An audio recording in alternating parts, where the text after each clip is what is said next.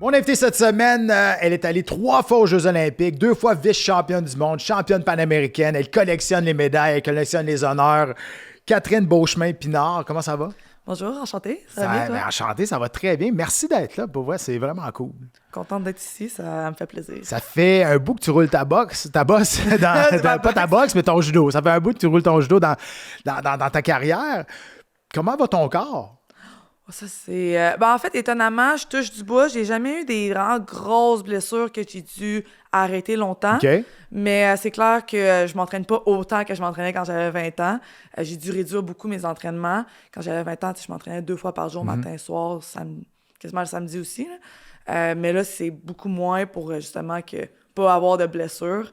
Donc, je touche du bois, là. J'ai pas eu de grosse blessure qui m'a fait arrêter trop longtemps. Tu touches du bois à travers toutes les médailles qu'il y a des années. On va en parler tantôt parce que tu compétitionnes encore. Ouais. Tu viens justement de revenir. Où tu étais déjà? Tashkent, au Ouzbékistan. Super Slam. Grand Slam. Grand Slam. Grand Slam. C'est quoi la différence entre ces compétitions-là? En fait, tu as les Jeux olympiques qui ont 4 ans. Les championnats du monde, c'est à chaque année. Puis après ça, les autres compétitions durant l'année qui vont compter justement pour le classement mondial, ça va être les Grands Slams. Puis ça, il y en aura plusieurs durant l'année, puis des grands prix. Puis après ça, tu as les championnats panaméricains, que eux, c'est une fois par année aussi, mais c'est vraiment à chaque continent séparé. Je sais que on ne demande pas l'âge d'une femme, là, mais c'est facile à trouver. Là. Ouais. Tu as 31 ans maintenant. Ouais. Tu viens de gagner une belle médaille d'argent dans une grande compétition. Les prochains Jeux olympiques, c'est dans 2 ans. Est-ce que c'est encore dans ta vision? C'est dur à dire. 4 Jeux olympiques en judo. Au Canada, en fait, la seule personne qui l'a fait, c'est Nicolas Gill. Il n'y a jamais d'autres personnes qui ont fait 4 Jeux olympiques. J'ai d'autres choses dans ma vie aussi, donc c'est un peu dur à dire. Je vais vraiment une année à la fois, puis mon prochain objectif, c'est les championnats du monde en septembre-octobre. Je veux qu'on parle de ton parcours olympique. Ouais. Ça a commencé à Rio en 2016. Ouais. C'était tes premiers Jeux olympiques, première... Est-ce que c'est les mêmes compétiteurs qu'au championnat du monde? C'est les mêmes adversaires quand tu t'en vas aux Jeux olympiques? C'est quand même drôle, ça. La part du monde dit que les championnats du monde, c'est plus dur que les Jeux olympiques. Parce qu'au championnat du monde, t'as tout le monde. Tu peux avoir 2 personnes par pays. Avoir 2 japonaises, 2 bonnes brésiliennes, 2 bonnes... ça fait du monde là, à battre dans une journée. Là. Tu peux faire les filles environ peut-être 5-6 combats en une journée. Mais les Jeux olympiques, tu as le droit à juste une personne par pays. Donc, des fois, les derniers Jeux olympiques, justement, on a eu au Canada, il y en avait 2 en 57 kilos. Numéro 1, numéro 2 au monde. Ils battaient tout le monde sur le circuit. Mais il y en avait juste une qui va y aller. Puis c'est sûr que si les 2 y allaient, les 2 embarquaient sur le podium. Okay. Là. Mais fait que ça réduit un peu le niveau parce qu'il y en a juste une par pays. Mais après ça, ça arrive aux 4 ans. C'est drôle que tu dises ça parce que c'est drôle que tu dis ça parce que Charles Hamelin, qui est un de mes bons amis, il m'a plusieurs fois médaillé olympique, mais il m'a tout le temps dit le titre de champion du monde avait plus de valeur pour lui que le titre olympique. C'est différent. Ouais. C'est clair que j'aurais été triste, admettons, parce que j'ai fait ma médaille aux Jeux olympiques en 2020 puis mes médailles en championnat du monde après. J'aurais trouvé ça triste de juste avoir une médaille en jeu puis pas avoir de médaille en championnat du monde. Parce que justement, aux Jeux olympiques, il y a du monde qui flanche sous la pression, ce qui fait beaucoup de différence pour qu'il y ait du monde qui sont capables de faire des super belles performances aux Jeux olympiques, puis il y a du monde, justement, qui casse. Mais après ça, j'ai aimé ça d'aller faire ma 2e place en championnat du monde pour démontrer, c'est pas juste cette journée-là. C'était pas juste la chance. Tu peux le faire plusieurs fois. Donc, c'est différent, je dirais. Ben, clairement, avec ton palmarès, on se rend compte que c'était pas juste une fois. Là. T'en as accumulé des titres et des médailles. Mais on va revenir à Rio. Hors caméra, tantôt, je trouvais ça bizarre. Ben, pas bizarre, peut-être je comprends pas cette déception-là, tu me disais, parce que c'était tes premiers jeux quand même. T'arrivais là, t'étais une jeune femme, puis tu avais dit que tu avais été déçue de ta performance. Oui, en fait, quand j'ai été aux Jeux olympiques, juste avant, l'année avant, j'ai fait 5e au championnat du monde. J'avais fait des bonnes performances. 5e au Masters aussi, qui est en fait, dans ce temps-là, c'était le top 14 qui allait au Masters, top 15, je me souviens plus exactement. Mais donc, j'avais fait 5e là, puis c'est une compétition qui ressemblait beaucoup au format des Jeux olympiques. Donc, j'étais comme, je vais être capable de bien performer, je vais ajuster quelques affaires, puis je vais être capable de monter sur le podium. Puis finalement, je suis arrivée aux Jeux olympiques, puis je pense que j'avais sous-estimé justement le stress de l'événement. L'ampleur de l'événement, parce que ça arrive aux 4 ans, puis comme tu dis, c'est les mêmes personnes que je me bats toute l'année avec. Donc, dans ma tête, moi, je me disais, je vais aller là, puis c'est une compétition comme les autres, je vais juste faire la même chose que je fais d'habitude. Mais j'avais vraiment sous-estimé le fait que ça arrive aux 4 ans. Donc, je suis arrivée la journée de ma compétition, puis je pense que le stress m'a un peu envahi. Puis après ça, j'ai perdu. C'est une défaite crève-cœur aussi que j'ai eue. J'ai perdu par une pénalité. OK.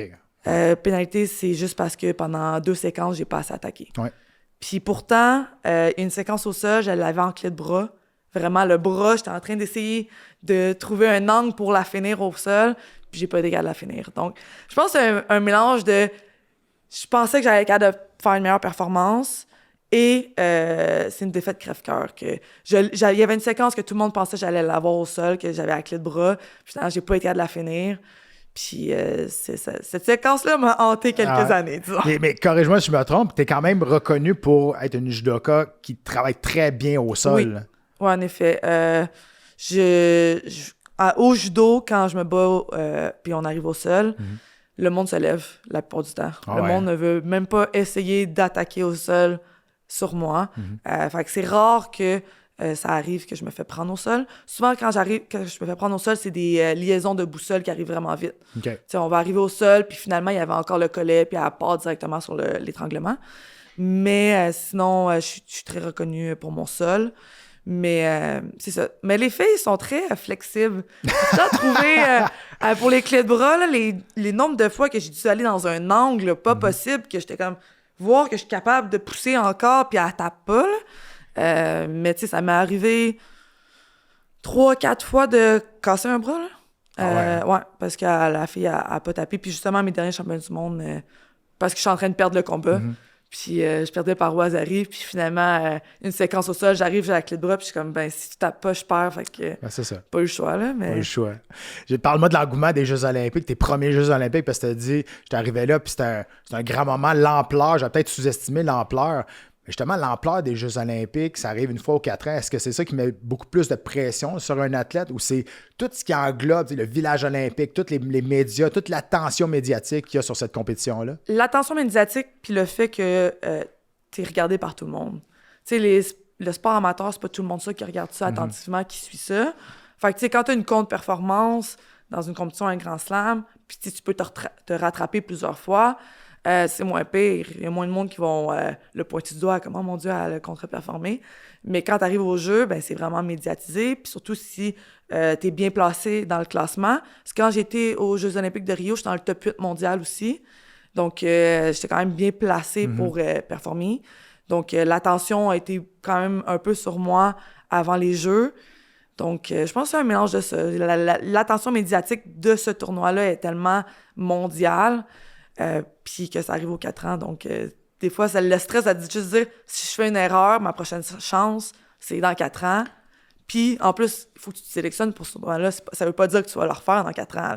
Tu as le repêchage. Le seul repêchage, t'es plus, OK, j'espère que ça va arriver si tu perds un combat. Repêchage, nous, au judo, il faut que tu te rendes dans le quart de finale. Ah, OK. Si tu perds avant le quart de finale... C'est terminé. C'est terminé. C'est quand même... C'est rough, hein? C'est pas un run robin, hein? C'est one-shot deal, puis il faut t'as une journée dans 4 ans qu'il faut que tu performes, c'est là. Généralement, on dit souvent que, en tout cas pour moi aussi, le premier combat, c'est un des plus durs de la journée. Parce que c'est lui qui casse la journée, c'est lui qui va donner le beat pour la journée. Donc, si ton premier combat, tu le passes pas, tu perds, justement. Puis, un coup que tu t'as passé le premier combat, généralement, c'est comme, t'as une pression qui tombe, t'es comme, OK, c'est bon, ça va bien. J'allais gagner, là, maintenant, j'embarque dans le beat, puis je continue. Là. 4 ans plus tard, tu te retrouves en 2020 à Tokyo, en pleine pandémie, et tu performes comme tu aurais espéré peut-être performer à Rio. Tu t'en vas chercher la médaille de bronze, tu peux peut-être nous la montrer. Super médaille, honnêtement. Pesante, en plus. Une livre. C'est pas du fake, là. C'est du vrai bronze, là, honnêtement. Parle-moi un peu de cet accomplissement-là, parce que l'ambiance... Et l'événement devait être... C'est complètement autre chose. Vous êtes en pandémie, il n'y a personne dans les estrades. C'est plus froid, peut-être, un peu, comme atmosphère. Oui, en effet, c'était complètement différent. C'était triste parce que j'aurais voulu que ma famille soit là pour me voir. Mais, tu sais, entre Rio et Tokyo, il y a beaucoup de changements que j'ai faits, justement, pour arriver à avoir ma médaille de bronze, un changement de catégorie de poids. À Rio, je faisais 57 kilos. À Tokyo, je faisais 63 kilos. J'avais développé des problèmes alimentaires. J'étais devenue comme vraiment... lourde pour le 57. Puis au début, je l'avais pas accepté de changer de catégorie de poids. Puis c'est quelque chose que j'essaie de véhiculer beaucoup. Tu sais, tu peux performer dans n'importe quelle catégorie de poids. Puis moi, si je serais restée en 57 kilos, j'aurais jamais été capable de retourner au jeu. Je me tuais trop à faire le poids, puis à la fin, j'étais plus capable de performer. Fait que ça a été un grand changement qui m'a aidé à développer plus mon judo. J'avais plus d'énergie pour les entraînements, j'avais plus d'énergie pour développer mes techniques. Puis j'ai aussi eu un changement de mentalité aussi, parce qu'avant, je mettais beaucoup d'objectifs sur le résultat. T'sais, on veut performer, on veut un résultat, on veut avoir une médaille, Mais à un moment donné, l'objectif de résultat, c'est un peu vague. T'sais, comment tu te rends là? Puis c'est là que j'ai changé un peu plus pour me donner des objectifs de processus. Comme c'est quoi j'ai besoin d'accomplir pour arriver sur le podium. Puis ça a vraiment fait un grand changement sur... Je suis moins déçue après une contre-performance, justement. J'analyse ma contre-performance. Je me dis, OK... Parce que des fois, tu peux avoir tout bien fait, puis une bad luck arrive, un mauvais arbitrage...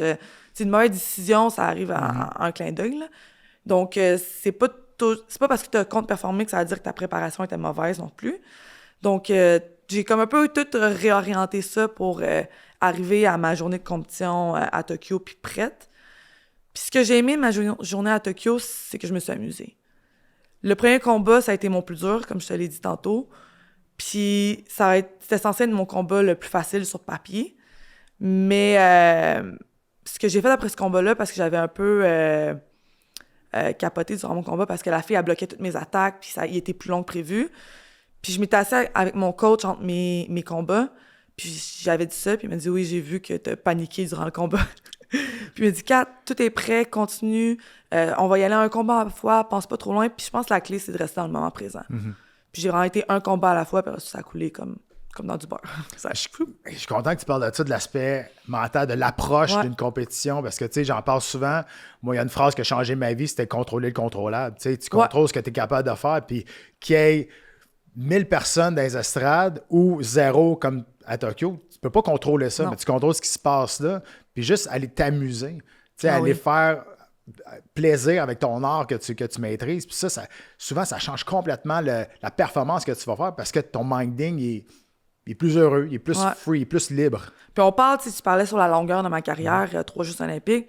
C'est pas pour rien que j'ai été capable d'en faire 3, c'est que je me suis amusée, pas juste en compétition, mais si tu veux te rendre loin puis faire ça longtemps, il faut que tu aimes ce que tu fais à un moment donné. Il faut que tu aimes t'entraîner.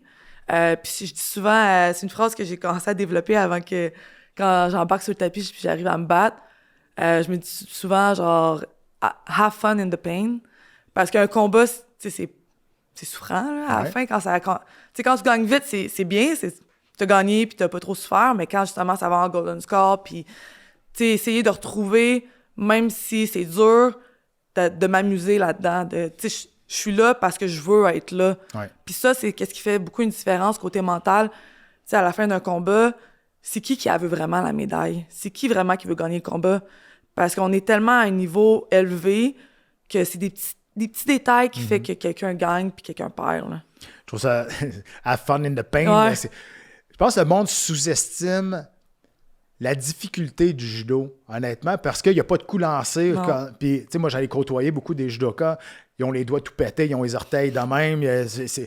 C'est un sport qui est extrêmement exigeant pour le physique, extrêmement exigeant pour les jointures. Il y a des chocs à toutes les fois qu'on rentre en dedans, des projections au sol. C'est extrêmement dur pour le corps, mais le monde ne s'en rend pas compte parce qu'il n'y a pas de coups comme tels qui sont donnés, mais... Il n'y a pas de coups, mais quand tu arrives pour prendre ta grippe, les balayages, tu la tête puis tu prends. Non, mais c'est ça pareil. Parce que moi, j'ai rencontré un judoka à l'UFC, il s'était battu à 4 fois chez les Jeux olympiques pour l'Australie. Il était démoli. Là. Il n'y avait plus de genoux, il n'y avait plus de pieds, il y avait plus... C'est vraiment, vraiment rough. Là. Ouais.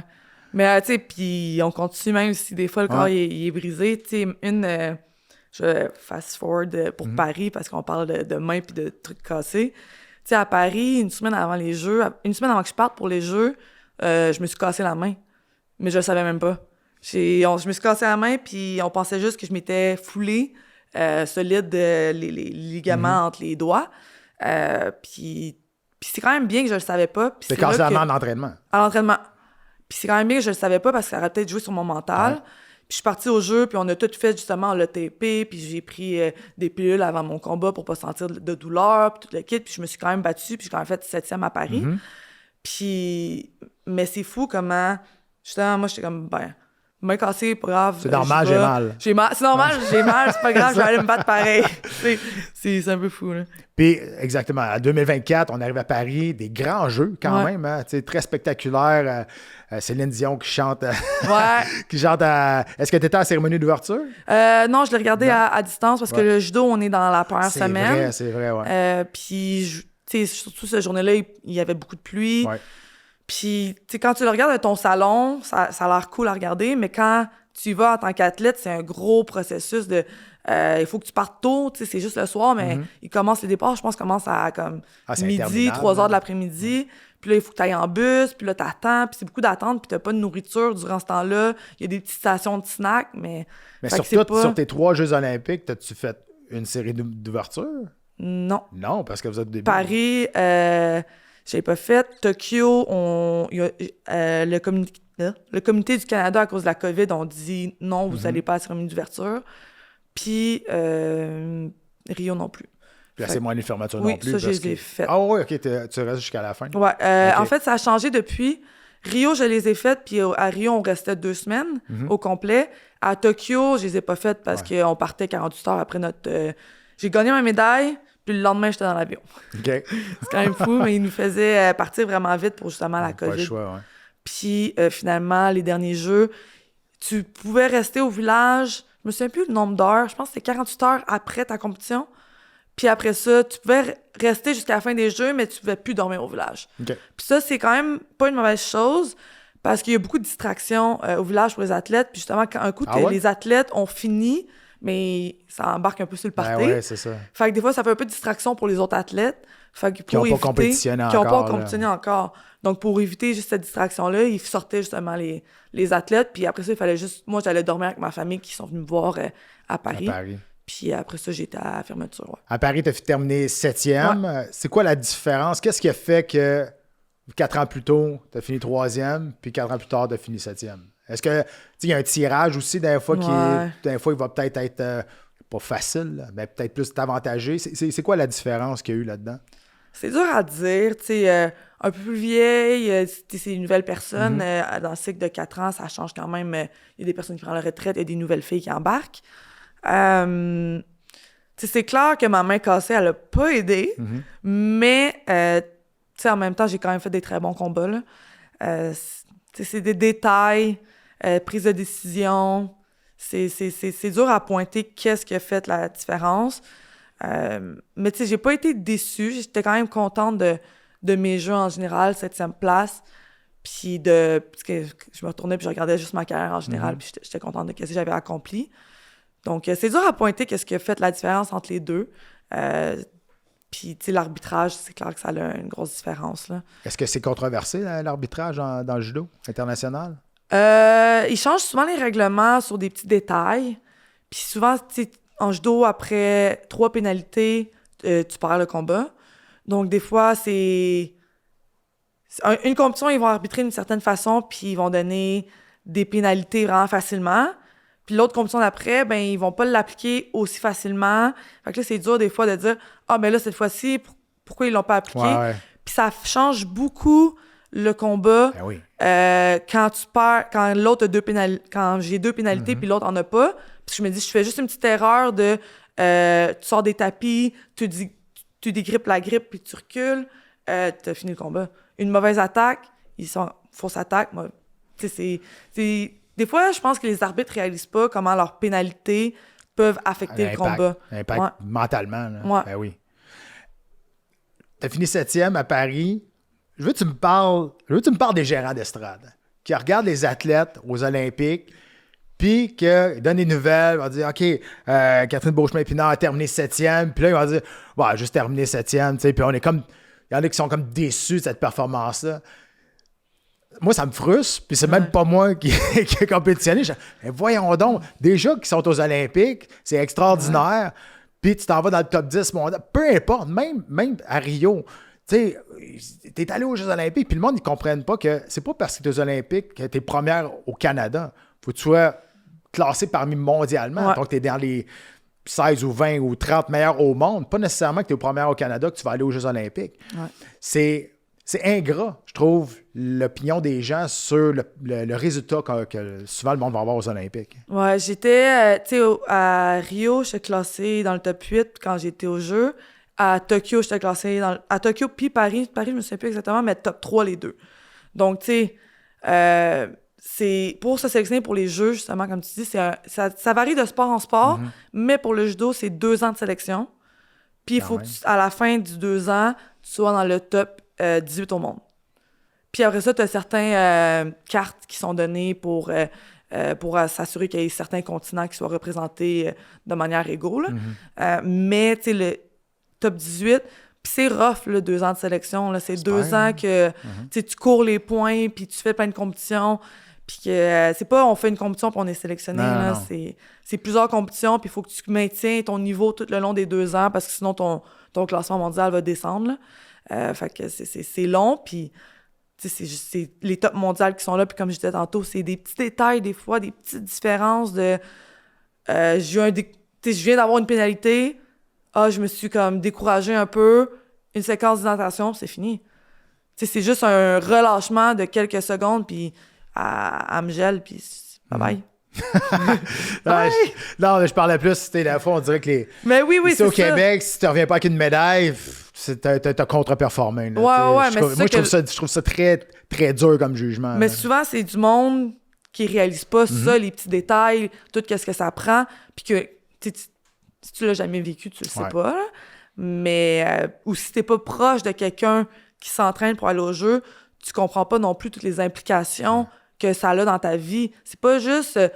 tu sais, mon copain, des fois, il parle avec du monde, ils sont comme « Ah, ta blonde, elle a bien une belle vie, elle s'entraîne comme qu'elle veut, j'aimerais ça, moi aussi. » Puis je sais pas, mon copain est comme « Non, tu comprends pas. Non, c'est elle se lève le matin, ça te tente pas de t'entraîner, t'es raqué, t'as mal partout, tu vas pareil. Ouais. C'est en plein ça, c'est un travail. Puis c'est pas juste t'entraîner, c'est être capable de performer le jour J.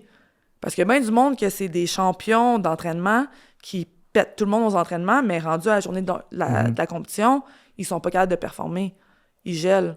Donc, tu sais, c'est tout cet aspect-là que ça fait toute la différence. Puis quelqu'un qui le voit pas ou qui le vit pas de proche, des fois, c'est dur pour eux d'imaginer tout ça. T'es très bonne au sol, mais tu t'entraînes maintenant à Canny Connexion avec mon co-animateur Mathieu. C'est-tu quelque chose que tu aimerais expérimenter, ça, peut-être, des compétitions de jiu-jitsu, éventuellement? Il faudrait que j'aille pris ma retraite de judo, je pense, parce que j'ai déjà beaucoup de compétitions sur mon calendrier. Mais oui, je pense que je l'essaierai pour le fun. Tu sais, le sol, c'est quelque chose que j'aime beaucoup. C'est clair qu'il y a des petites différences que j'apprends tranquillement que ça donne des points en jiu-jitsu, mais pas dans le judo. Mais pour l'instant, je l'ai commencé à l'intégrer parce que je suis une des meilleures au sol. Ouais. Puis une chose que j'aime faire, c'est... Tu sais, c'est pas parce que t'as une force qu'il faut que tu t'arrêtes de la travailler. Puis une de mes forces, c'est le sol, puis je vais continuer que ça le soit. Puis une des nations qui sont vraiment bonnes au sol, c'est le Japon. Puis une de mes dernières compétitions, justement, j'avais perdu ma finale contre la japonaise au sol. Puis elle a passé la garde d'une façon différente, qu'on fait pas beaucoup au judo. Puis dès que j'ai montré ça durant l'entraînement, il était comme au jiu-jitsu, tout le monde fait ça. Fait que là, je trouve ça intéressant, justement, d'ajouter le jiu-jitsu à mon judo pour, justement, travailler certaines faiblesses que j'ai au sol pour continuer que ça soit une de mes forces. Il y a des grandes judokas qui ont fait le saut en arts martiaux mixtes. On parle de Ronda Rousey, qui a gagné une médaille de bronze aux Olympiques. Kelly Harrison, évidemment, une grande judoka qui a beaucoup de succès dans les arts martiaux mixtes. T'es-tu déjà passé par la tête à un moment donné, de tenter cette avenue-là à un moment donné, en regardant le succès qu'eux ont présentement? Je suis pas sûre, je suis pas très bonne dans les coups, par contre. Coup de poing, coup de pied. Ouais, Ronda Rousey non plus. C'est, Donc, une très, très grande carrière. Ouais, je sais pas. Faudrait que je voie, je pourrais essayer. Mais comme vous disiez tantôt, la porte d'entrée pour la MMA, c'est des fois le jiu-jitsu. Fait que peut-être en essayant le jiu-jitsu, je vais me rendre jusqu'à là.